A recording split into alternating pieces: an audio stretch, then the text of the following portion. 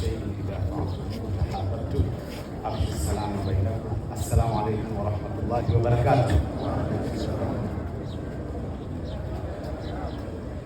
Yatosha katika maisha yetu yote kuona kwamba ni mawaidha yaliyokuwa yanatosha kwa mwanadamu pale anapoona kifo kimemkuta mwenzake.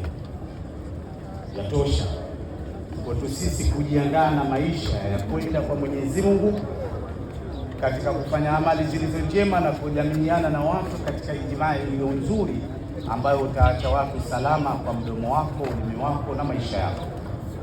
Yatosha kwamba lifunzo mwenzetu ametangulia mbele ya haki na sisi tutafuata. Na yatosha kwa sababu ni swahiba wangu mkubwa sana. Halikuwa haipiti siku mbili siku tatu tunakutana na kuzungumza yaliyo mema, na moja kati ya jambo lake aliniambia, endelea sana kulisema neno la Mungu, hakika Mwenyezi Mungu ni mwingi wa kusamehe na ni mwingi wa huruma. Hilo lilikuwa ni moja kati ya neno lake kubwa. Kwa hiyo tumuombee kwa Mwenyezi Mungu amjalie makazi yaliyo sahihi kwake, amwepushe na moto wa jahannam. Baada ya kuwasema haya machache, assalamu alaykum wa rahmatullahi wa barakatuh.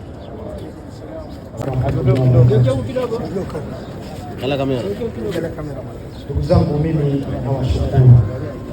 Hili ndio neno kubwa ambalo nimekuja kulizungumza. Nawashukuru kwa namna ambavyo umetuunga mkono na kutuwezesha kukamilisha swala hili la Alhamdulillah wa inna ilaihi rajiun. Naitwa Edi Madishi, ni anti-parent Somali Kishoi from South Africa. Natoa pongezi za dhati kwa familia na ndugu zetu wote kwa ujumla pamoja na vyombo vyote vya media. Huu ni msiba mzito sana, kwani yeye katika kampuni hii alikuwa ni mchango mkubwa sana, hasa ukizingatia maadili alikuwa anayafanya katika ile media. Mengi yamezungumzwa, hakuna haja ya kuyarudia. Tunachoomba Mwenyezi Mungu amjalie huyu pepo ya daraja la juu, atulipe kheri wote, na sitoweza kuongea zaidi kwa sababu mwalimu wangu Alhaji yuko mbele pale, naweza nikakwama alafu akanitia makwaju. Asanteni sana, Mwenyezi Mungu atulipe kheri. Shukrani. Wasanii wote ambao kiukweli hakuna binadamu ambaye anaweza kukizoea kifo. Hakuna na hajawahi kukutokea binadamu ambaye amezoea kifo. Kwa hiyo niwape pole familia, watoto. Huu ndio muda watoto kuungana, kupendana na kuwa kitu kimoja, na ndio mtamwenzi mzee wenu, mzee Hashim Kango. Nichukue nafasi hii kumshukuru waziri wetu. Jana nami alinipigia simu akanikabidhi milioni 5 kwa ajili ya watoto na familia, maisha yaendelee vile vile. Nami kama mwenyekiti wa mama ongea na mwanao nikaongeza pale kwenye 5, nikasema tupate 2.